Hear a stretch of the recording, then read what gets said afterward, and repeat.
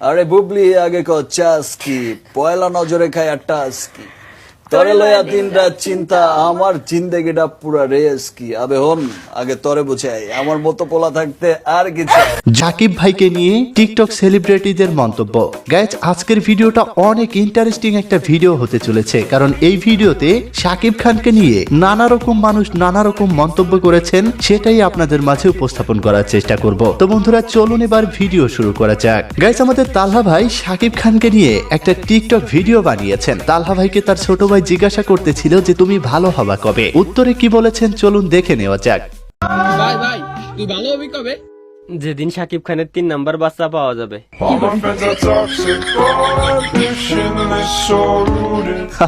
আসলে বন্ধুরা অনেক মজাদার ছিল এই ডায়লগটি। তো যাই হোক প্রিয় দর্শক, কথা বলতে বলতে আপনারা একটু নরমাল হয়ে গেছেন, চলুন আপনাদের একটু গরম করে দেই। শাকিব খানের নতুন একটা গান রিলিজ হয়েছে, সেই গানটি শুনে।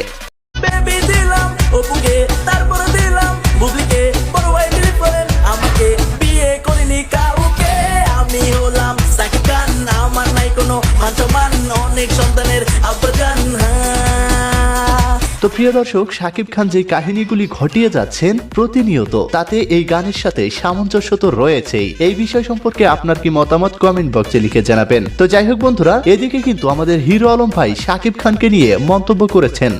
মনে করে সাকিব ভাই ইচ্ছা করলে 2 জনকে রাখতে পারে। আমাকে মশাই মানে হাদিসের লেখা আছে চারটে বিয়ে ফটো, সেই হিসাবে যেহেতু 2টি সন্তান 2 ঘরে, সেই হিসাবে আমি মনে হয় যে অপু আপাকেও রেখে দেন, বুবলিকেও রেখে দেন, যেহেতু 2টি সন্তান 2 ঘরের হাদিসের লেখা।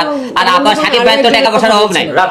হ্যাঁ না আরো একজনের কথা মনে হয় লাস্টে শুনছি। হ্যাঁ যাই হোক, আমি কি কারণে পূজা দিই পূজা কবে করছেন কি কোন বুঝলাম না। গতকালকে ইকবাল ভাই একটা কথা বলছিল যে পূজার ব্যাপারে এই কি করেন বলেন, এইদিকে 2টি আছে, আবার পূজার সাথে কি করেন আপনারা?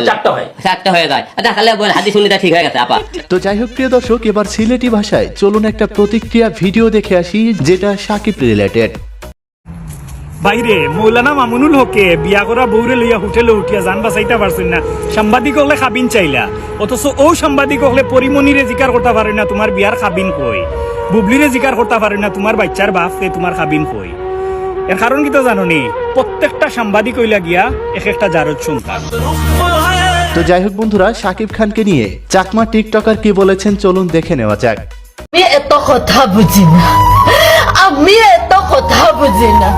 সাকিব খান, সাকিব খান আমার বাচ্চা লাগবে, আমার বাচ্চা লাগবে, আমি মারা যাব। এবার বন্ধুরা চলুন দেখে নেওয়া যাক আমাদের মিশা সওদাগর শাকিব খানের এই সন্তান হওয়া সম্পর্কে কি বলেছেন। আসলে যদি একটা কথা বলতে হয়, বিং মুসলিম হিসেবে তো 4টে বিয়ে করা যায়, যদি 4টে মেনটেন করা যায়।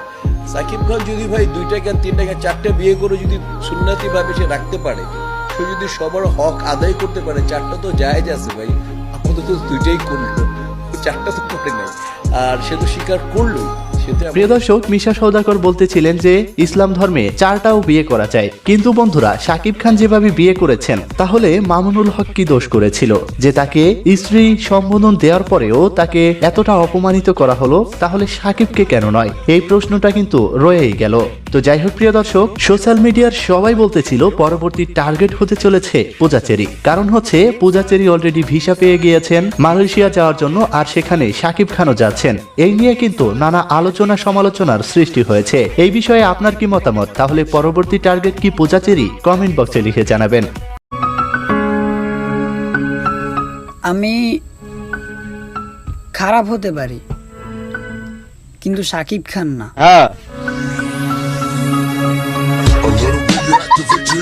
God is one, life is one, and I am number 1, Shakib Khan. কিন্তু বিয়ে করছে 3টা, একটা বউ আছে মারা গেছে, আর একটা চলে গেছে, একটা বাড়িতে আছে।